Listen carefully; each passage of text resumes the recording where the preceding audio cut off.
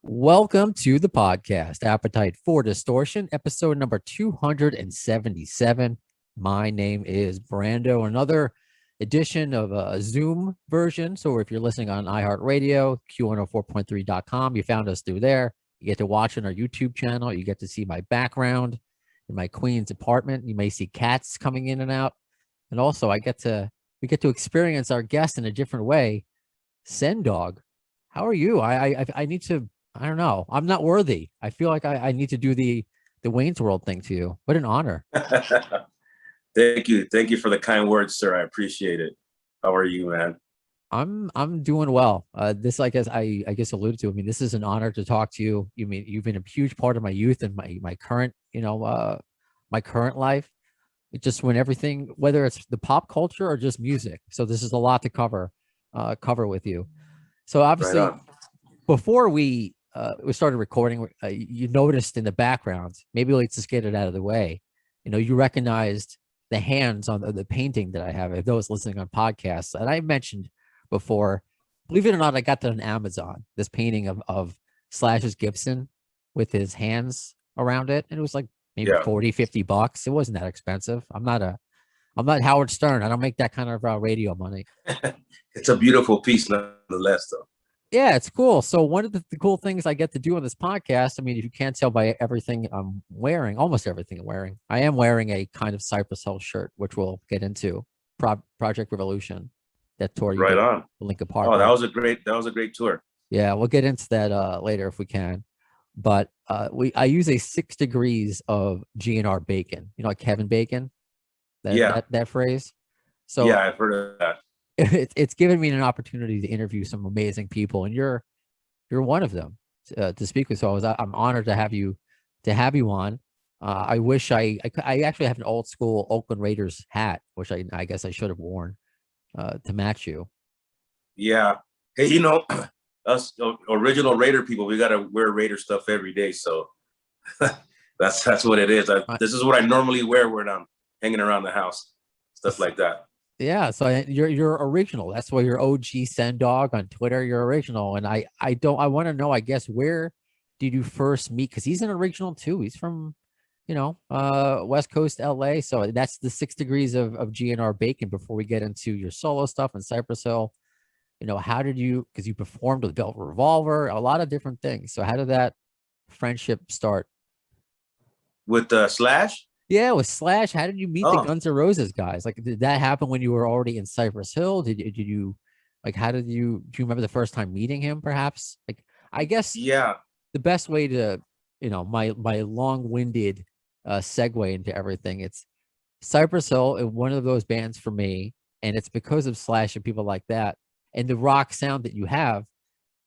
Because I'm not the biggest hip hop guy, but Cypress Hill has always been one of my bands. So I can thank people like Slash and Duff, Matt Sorum for introducing, and I can thank the Simpsons too, which we'll get into as well if we can.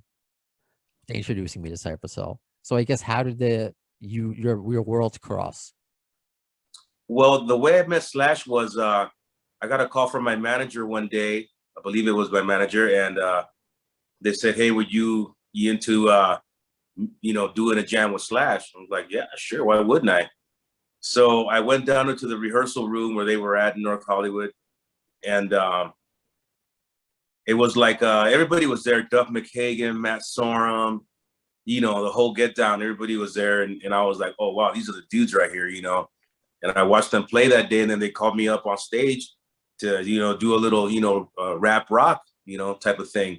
And this was around the same time they were putting together Velvet Revolver, but I had no idea about that, but it was around that same time. And then, I just started talking to Slash, here and there, and recognized that we had a lot of similar things in our backgrounds, the way that we grew up, and the way we're both biracial and all that. And it was like a bro thing, I mean, we're from the same year, we were born the same year, and all kind of little crazy things like that, So I just started hanging out with them and, texting them here and there and see what was going on. And he would invite me to jams. And through him, I got to, meet people like, Billy Gibbons and Ozzy Osbourne and, just big time hitters. You know what I mean? and that's how that friendship began. And then we asked him to play at our Cypress Hill Smokeout concert that we used to do back in the day, and he was all over it, like, you know. So I didn't understand the get down of how do I arrange for Slash to come to a Cypress Hill show. You know, this was all out of my league, right? So, you know, I think I got him a limousine, but there was all other things that I had no idea about that he put me up on. And he's like, dude, this is how we do it, you know, blah, blah, blah. So he taught me a lot of things, and I got to jam with a lot of people, you know, behind my friendship with him, and you know, meeting his family and going to his son's birthday party at his house. And, you know, those are all things that were special to me. And he's just like a very, very chill dude, very humble, you know, and nothing like you would expect, you know, from the guitar god, you know, fucking Slash, you know. He's just a everyday guy, man, that plays the hell out of the guitar. It's the only way I can describe him, man, you know?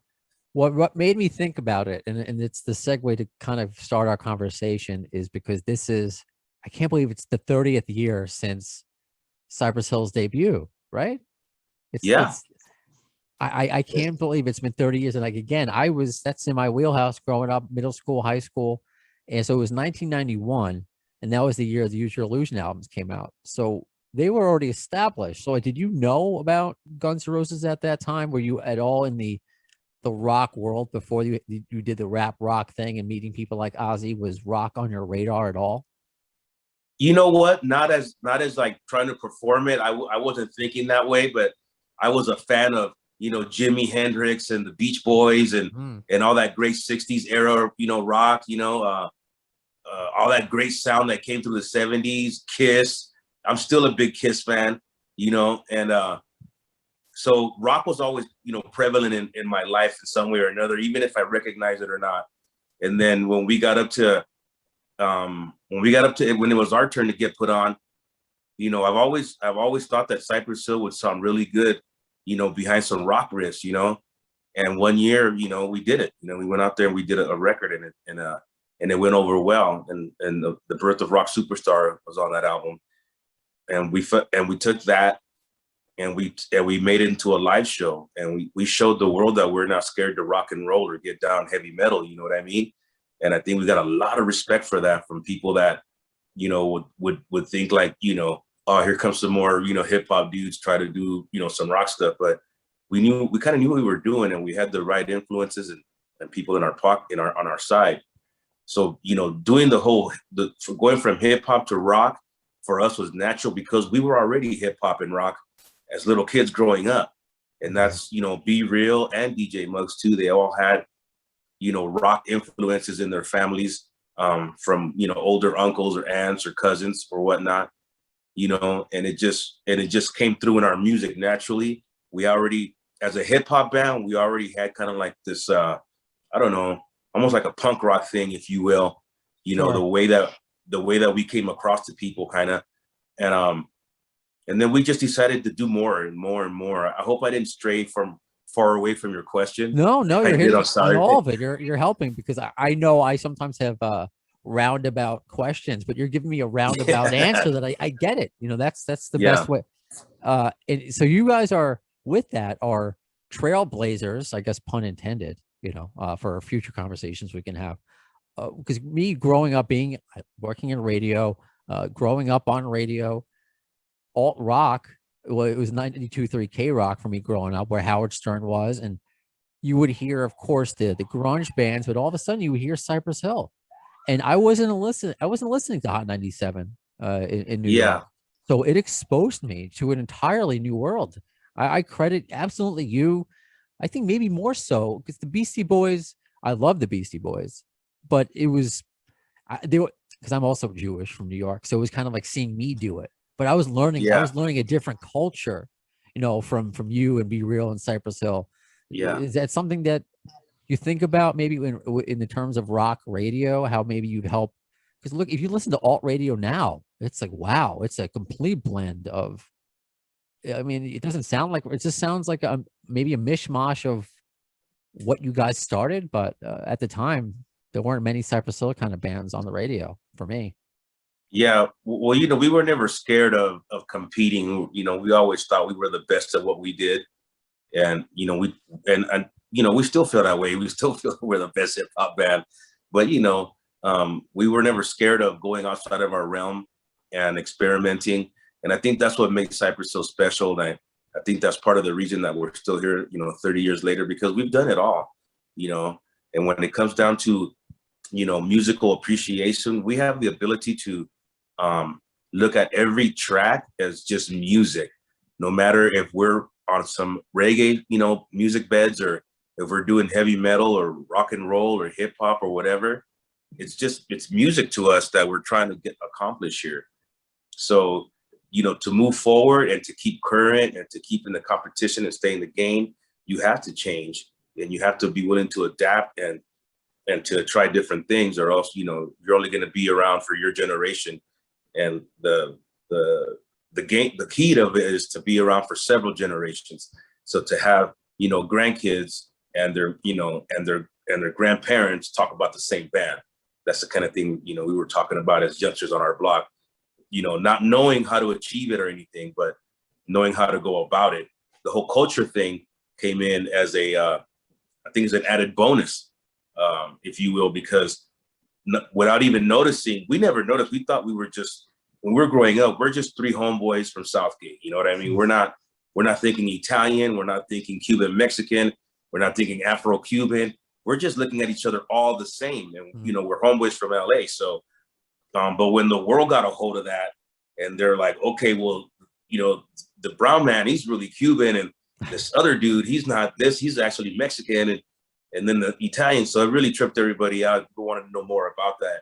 And then from, that where we're from comes into play, and the culture there, and what we had to go through to survive and everything. And we put all that into music, on purpose, because we wanted people to know. We were very proud of where we're from, and we wanted people to know, exactly what it is.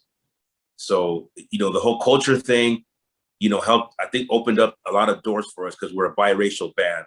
And most hip hop in those days, it was be proud of your race. Like Booyah Tribe was all Samoans. Kid Frost was the Mexican rapper. The Beastie Boys was all Jewish hip hop band. You know what I mean? And we weren't like that. We were just, some mutts from everywhere, and people clung on to that. And our label told us, like, you guys, they wanted us to show our face more, because in the early days, we used to drop our bucket hats over our eyes. And people couldn't tell what we looked like, and the label would have fits with us, like, you guys got to show your faces more, man. Like, I love that style, you guys are good looking though. cats, man. You guys got to show your grill, man. We had arguments with them. We wanted to be dark and mysterious our whole way through, but eventually they won, and we showed our face, and they were right. They were right. It was, it was cool.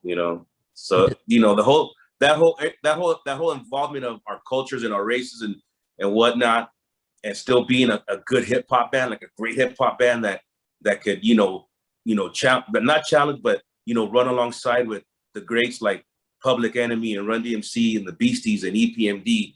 You know what I mean? And I think that right there freaked people out, because you hadn't had a hip hop band like us yet at that point. We weren't all black. We weren't all white. We weren't all yellow. We weren't all red. We were just a mix up.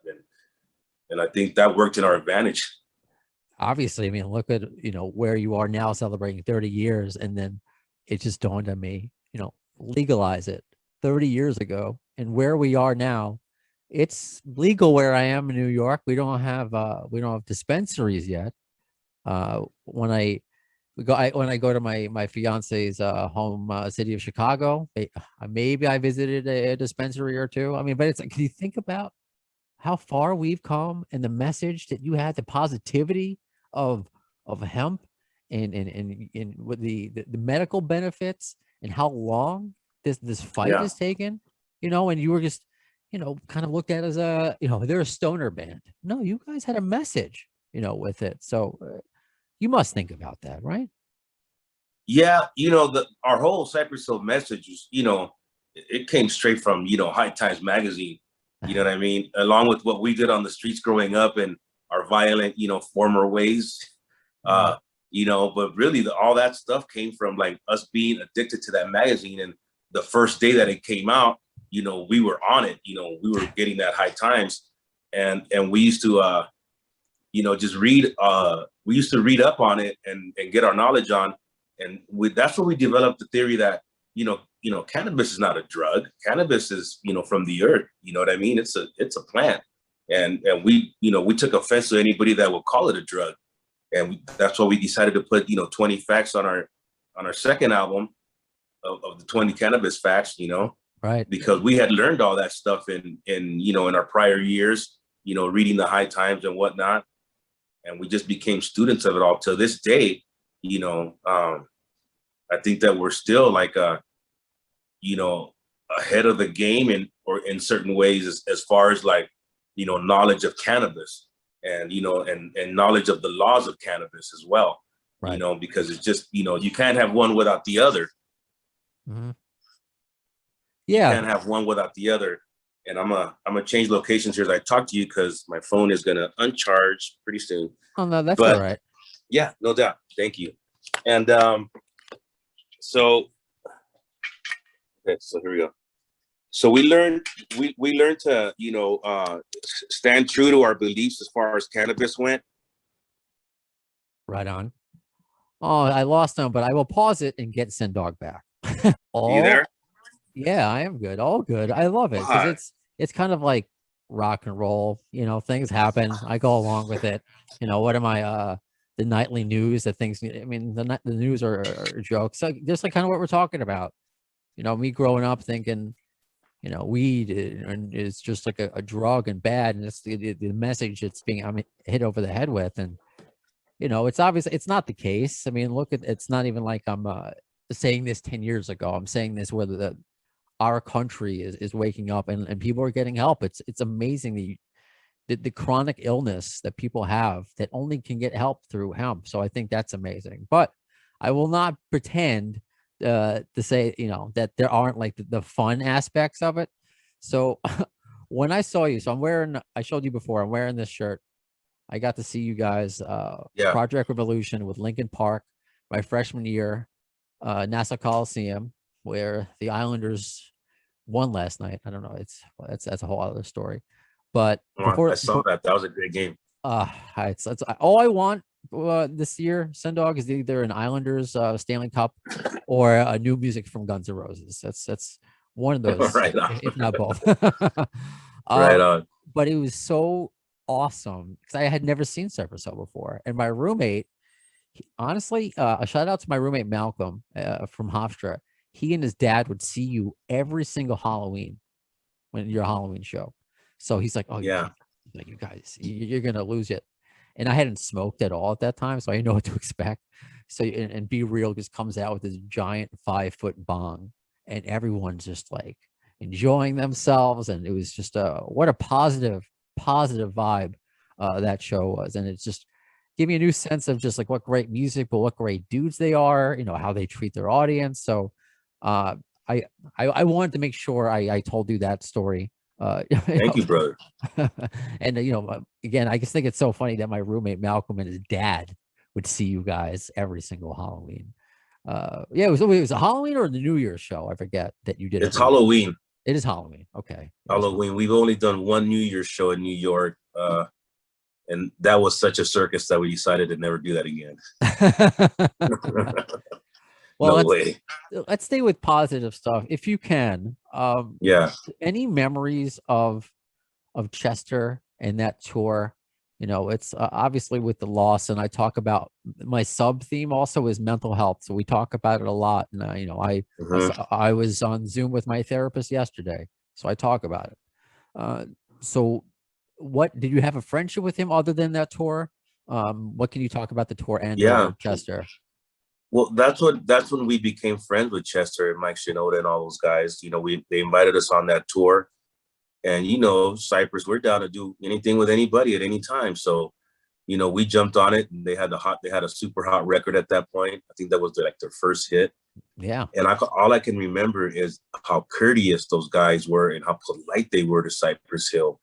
Like they always said good morning, good evening, good afternoon. Like they always, encourage you like, hey man, there's really good food at catering. Go check it out. And, and it was their tour. And, you know, it was like the last show. I think it was the last show. They invited all of us on stage for their last song, and they said, you guys could, you know, run whatever you do all over the stage, just don't run up on that riser where Chester sings at. You know what I mean? That's his domain. So we're cool, whatever. And then after that, you know, we became friends. Like, you know, as in we'd see each other every now and then. You know, we did some dates overseas. We were on the same festivals and whatnot. And it was, you know, Chester was a very, you know, let's state the obvious. You know, his talent level was, you know, off the chart. You know what I mean? So as far as an entertainer, you know, that was like a lightning bolt hit the stage. And that was Chester. But, you know, a fun guy to hang around with, and, you know, just always, you know, a lively sort, you know what I mean? He was always a friend. If you needed to talk to somebody, call him, he'd answer, and, you know, we could talk about it, you know, if you needed to go that route. So I think his personality and his charisma and all that was, you know, was brewing over the, you know, his cup overflow when it came to that, you know, and, you know, his kind will, you know, I believe will never be seen again. You know, the performer of his level and, you know, capabilities. I don't think so. I agree. But overall, I can remember just how polite and nice they were. And they were like, you know, at that point, they were like, you know, they were known already, you know, so they treated us like the veterans that we felt that we should be treated like, you know what I mean? And I'll never forget that, because they just went over, you know, I don't want to say they went over the top of it. I just want to say they were extremely nice, and not just them two, but their whole band. You know what I mean? And both bands meshed really well. Everybody got along great. And, you know, at the end of the run, you know, you had that feeling like, man, I wish we had like a couple more weeks left on this, you know? Yeah. And that's what I remember about, you know, Chester and the whole Linkin Park experience. Cool. Thank you for sharing that. And one more just fan thing I need to ask before we talk about everything new with you. How is it with the Simpsons? Because that was one of the Simpsons in its prime. For those who aren't familiar, it's the Homer Palooza episode. The Smashing Pumpkins are in it. Peter Frampton is in it, and one of the best scenes, you guys and somebody orders an orchestra, and like one of the Simpson characters comes out and like, did somebody might have ordered an orchestra, maybe Wall High, Cypress Hill, I'm looking in your direction. And you hear a bit of stain in the membrane with the orchestra, which sounded great. So how did that come about? How was that experience? Well, you know, at that point in time, we were coming off of our second album, which was a #1 album, you know, globally, and we were getting, you know, a lot of offers that we turned down, you know. But when the Simpsons came in, I was like, dude, we have to do the Simpsons. This TV show is gonna last forever. I could already see that, you know what I mean? I hope so. So we went over, we accepted the offer. We went up in the studios, and it was just like a bunch of mics hanging from the ceiling, you know. And there was no one else was there, just the three of us. And they told us, go ahead, read your lines. You know, we did it maybe 3 or 4 times. They're like, okay, cool, we got it. Maybe it took like an hour. Okay. And then it came out. And then now this is where I noticed the power of television for the first time. I was in a supermarket, and I was trying to get like some beer and some meats. You know, had some bros coming over, throw down and shit. And this little kid, his mom walks by me, he's staring at me. And a couple minutes later, they walk by again, and, you know, he's still staring at me. So the third time they see me, the mom walks up to me and goes, excuse me, sir, can I ask you something? You know, she goes, can you please do me a favor? And I said, yeah, sure. She goes, can you please tell my son that you're not a Simpsons character? He keeps insisting that you're on the Simpsons. And I'm like, lady, I'd love to help you, but he's right. You know, so this kid was about maybe 6 or 7 years old at the time, right? And I noticed right there that move opened us up to a whole younger generation, and demographic and everything. And I didn't expect that out of it. And to this day, I still get people telling us, my first time I ever saw you guys was on The Simpsons. Wow. You know, oddly enough. So, and that's their introduction to Cypress Hill. God damn it. Your phone. It's okay. Oh, we're going to pause and we're going to get him back again. I love it. All good. Well, we'll get you out of here. We'll get you out of here soon because I know you have more interviews or to charge I your think there's phone. someone else trying to interview me right now. Oh, So nah. I think I, we can leave them hanging for a few. yeah, I know we were running late. So, but with that, thank you because I was introduced so much with Cypress Hill just through friends on alternative radio through the Simpsons. So you're so much a part of the lexicon, American pop culture, and I think in general, more so than just the music and the message. Like you really transcend a lot of different areas. So with that, here we are, 2021. We are finally hitting the road, right? With Cypress Hill and some of your solo stuff. So can you tell us what's the latest, Yeah. what's you keep busy with? Yeah, well, first we're gonna head off in August and do a little, we're back on tour trial run with Atmosphere and DJ Z Trip. Cool. And I don't think we've toured with Atmosphere before, but Z Trip we have. And I I expect a can't really read the good. back of my shirt. I think wasn't that the other? Yeah, exactly. You're right. It was Edema, and yeah, okay, wow, okay, there you Yeah, go. Adema was on that and Z Trip, yeah. Okay. And so we're back, many years later touring with Z Trip again. This ought to be cool.